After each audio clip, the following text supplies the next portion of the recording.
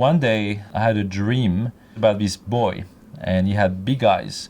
He had high cheekbones, bright smile, and he looked like in his 20s, almost like a surfer dude from California, but not looking so human. Like his eyes were like 3 times the size of a human eye. The face of that boy stayed with me for the whole day.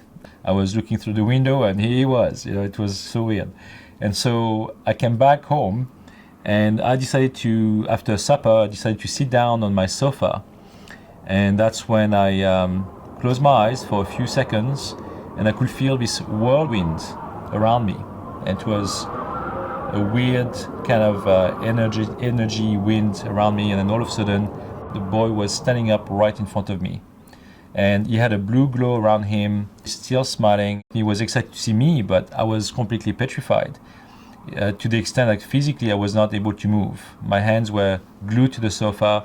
My eyes, as soon as I opened them, I could not move them after that, and I could not speak. He spoke to me telepathically and said, "My name is Zoe. I'm from the Galactic Alliance." And that was very strange because I never cared about ETs before, about UFOs. When he talked to me about the Galactic Alliance, I said to myself, I have no idea what that means. I had many questions, and for whatever reason, it may have sound selfish, but I was asking him about the visions I was having because I booked this appointment with a clinical hypnotherapist. So while waiting for this appointment, he showed up in my life. When I asked him about my visions, I said, I saw people dying and we saw things, and said, well, yes, so what? It's things happen, but our souls live forever, and therefore the illusion of this world is part of your reality. And he was so cold in a way that he was so pragmatic about things that to me it felt that he was not living on the same reality as ours, for sure.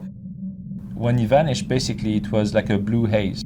It was very shocking to me that I had this encounter, and I thought, my God, I've lost it, And so I was walking back towards the kitchen, and I just remember grabbing my cup of tea, not even thinking or looking at it, and I was still thinking about what just happened, and I was like putting it towards my lips, and I said, wow, that's freezing cold.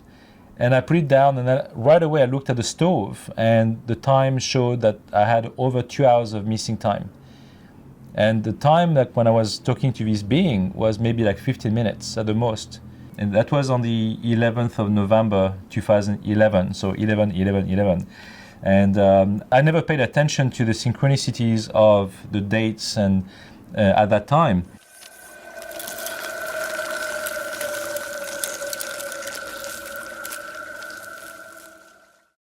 So when I went to see the hypnotherapist, our first meeting was about regression and trying to go back to my past lives as well as my visions and trying to make my visions disappear. But her idea was, well, how about we make you control them if you want to? It's up to you. You can either choose to control your visions or you can make them go away. And I thought, well, maybe I should try to control them.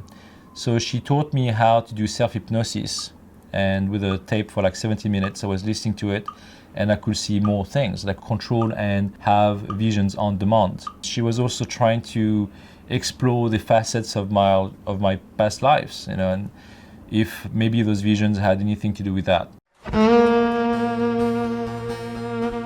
I could see my life as an Egyptian, and I was in the sand, I was outside, and right next to me, on my right, were human-like beings that were at least 14 feet tall. They had animal heads or birds' heads. And I could see the people in front of me, and they were just looking at those beings, being frightened by them. And I was next to them, believing that I was their creator, a geneticist. At one point, I could see this triangular spacecraft that showed up above the pyramid. And so right away, I got the impression that those creatures next to me came from ET technology, or at least I was helped to create them from the ET technology.